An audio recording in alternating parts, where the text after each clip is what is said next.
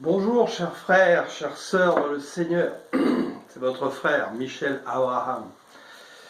Je viens vous parler ce matin selon ce que le Saint-Esprit m'a donné de vous dire. Je vous souhaite d'abord le salut et la paix de notre Seigneur. Et je viens vous parler afin toujours de pouvoir continuer à nous faire prendre conscience de notre vraie identité, à savoir Christ en nous. Nous le savons, nous devons, et Paul de Tarse, dans les Épîtres, nous l'a bien rappelé, grandir dans notre pleine stature de Christ. Et pour grandir dans cette pleine stature de Christ, il nous faut nous fortifier et comprendre ce pourquoi nous sommes ici. Si nous avons été mis sur cette terre pour devenir, en tant qu'enfants de Dieu, nés de nouveau, c'est pour devenir le reflet de Christ ici, pour que nous soyons le reflet de la gloire de Christ ici, que nous lui rendions la gloire. Alors cessons justement d'être des enfants portés à tout vent de doctrine. Je vous lis Éphésiens 6, dans la traduction Semeur. C'est pourquoi endossez l'armure que Dieu donne afin de pouvoir résister aux mauvais jours. Et nous savons que les mauvais jours, nous sommes déjà rentrés dedans et qu'ils vont être encore pires dans ce qui arrive. Et tenir jusqu'au bout, après avoir fait tout ce qui était possible. Tenez donc ferme, ayez autour de la taille la vérité pour ceinture, et revêtez-vous de la droiture en guise de cuirasse. Ayez pour chaussure à vos pieds la disponibilité à servir l'évangile de la paix. La disponibilité à servir l'évangile de la paix. En toutes circonstances, saisissez-vous de la foi comme d'un bouclier, avec lequel vous pourrez éteindre toutes les flèches enflammées du diable.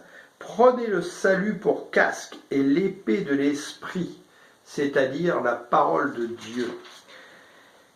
Eh bien oui, si nous grandissons dans notre stature de Christ, que nous commençons à porter le reflet de Christ en nous, nous devons devenir la parole de Dieu, nous devons devenir nous-mêmes l'évangile de Dieu. Cessons, comme le dit très bien mon grand ami et frère en le Christ Charles Tanigalou, cessons de dire la Bible déclare, la Bible déclare. La Bible, c'est un guide pour nous, mais nous devons devenir nous-mêmes cette parole de Dieu vivante, parce que Christ est vivant. Il est devenu l'Esprit vivifiant qui souffle le Saint-Esprit. Et c'est le Saint-Esprit qui doit finir par parler à travers nous, par la parole de Dieu. Alors, pourquoi je vous ai lu Éphésiens 6 ? Eh bien parce que le Saint-Esprit me faisait comprendre ce matin en parabole une chose importante. Nos églises d'hommes réparties un peu partout à travers la planète, ne sont-elles pas quelque part comme des camps d'entraînement de Dieu que nous sommes et que nous sommes des soldats de Christ ici sur la terre pour combattre avec les armes spirituelles et établir des victoires dans le domaine spirituel. Alors, ces églises sont des camps d'entraînement avec des gens qu'on a nommés pasteurs, mais qui sont quoi? Des sergents-chefs de Dieu, des sergents-chefs mis en place par Christ, qui doivent nous aider à quoi? À grandir, à nous fortifier, à nous donner de la nourriture solide pour que nous soyons justement des combattants prêts à l'action et pour tailler en pièces nos ennemis. Si ces églises ne font pas ce travail, à quoi servent-elles? Alors, réveillons-nous. Mais faut-il encore que nous, en tant que soldats, nous ayons faim et soif de Christ, que nous ayons envie de devenir ces soldats, cette armée céleste qui se lève. Car je vous le rappelle, le Seigneur nous a demandé justement depuis l'année dernière que cette armée céleste se lève.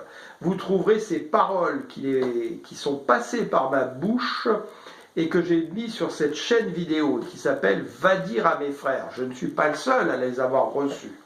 D'autres pasteurs, d'autres personnes ont reçu ces paroles et vous encouragent à vous lever, à prendre position pour le Seigneur. et à le mettre en priorité dans notre vie. Beaucoup disent « je n'ai pas le temps ». Et je le rencontre même dans mon travail en dehors de la parole de Dieu.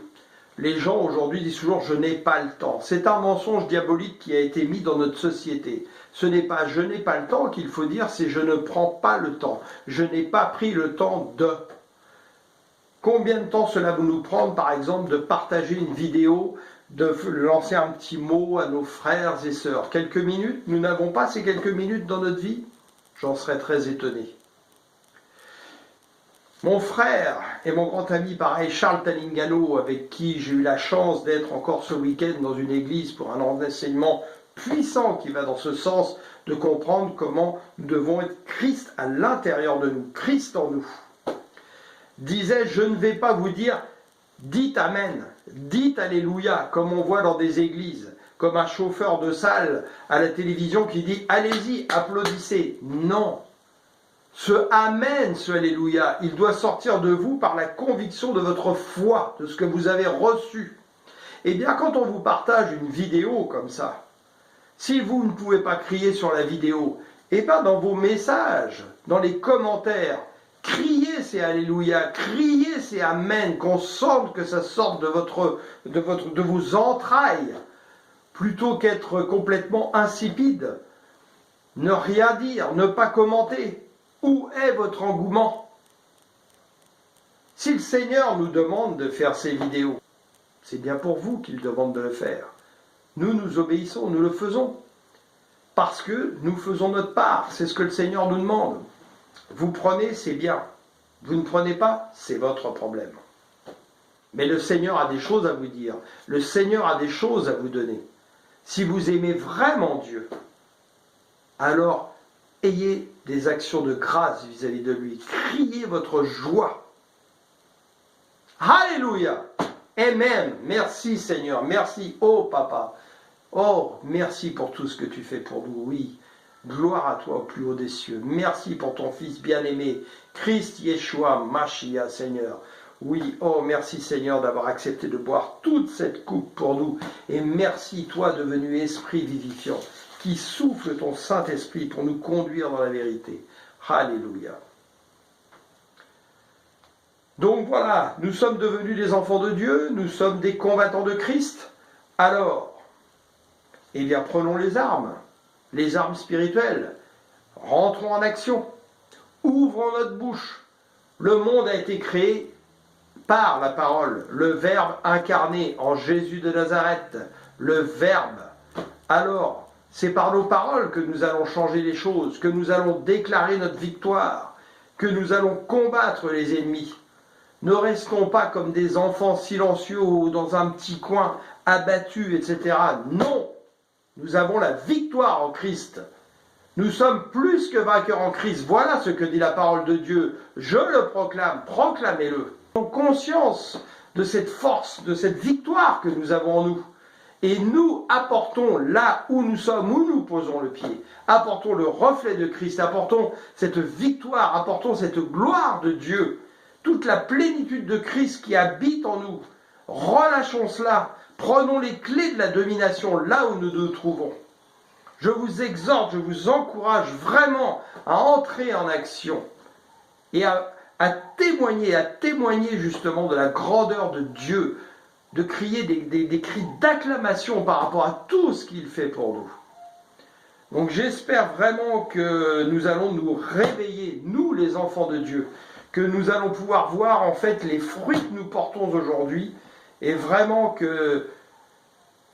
qu'on sente justement une armée céleste vraiment qui se lève pour le Seigneur à travers nos églises, et que nous ne soyons pas seulement dans ces méga-churches avec des pasteurs qui souvent se comportent parfois malheureusement un peu comme des pasteurs vedettes et hautains, où nous sommes là comme des idolâtres, où là ils pourraient dire n'importe quoi et nous créerions des Alléluia et des Amen par idolâtrie, comme nous le ferions dans un stade, devant un concert avec des vedettes de rock.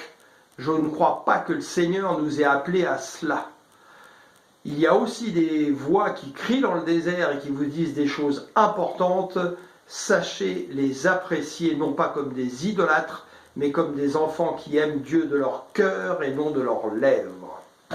Amen, alléluia. Gloire à toi, Seigneur, que ta volonté soit faite en toutes choses, Seigneur. Je vous souhaite une très belle journée et je vous bénis par les pouvoirs qui m'ont été donnés en Christ, au nom de notre Seigneur Jésus-Christ, que vous, votre famille, vos amis, tout votre environnement soit béni dans le nom de Jésus-Christ. Que la journée soit joyeuse dans la plénitude de notre Seigneur et que le Saint-Esprit vienne toucher votre cœur, votre esprit, que nous soyons des gens qui deviennent des gens de flamme et de feu pour le Seigneur. Oui, alléluia, gloire à Dieu. Amen.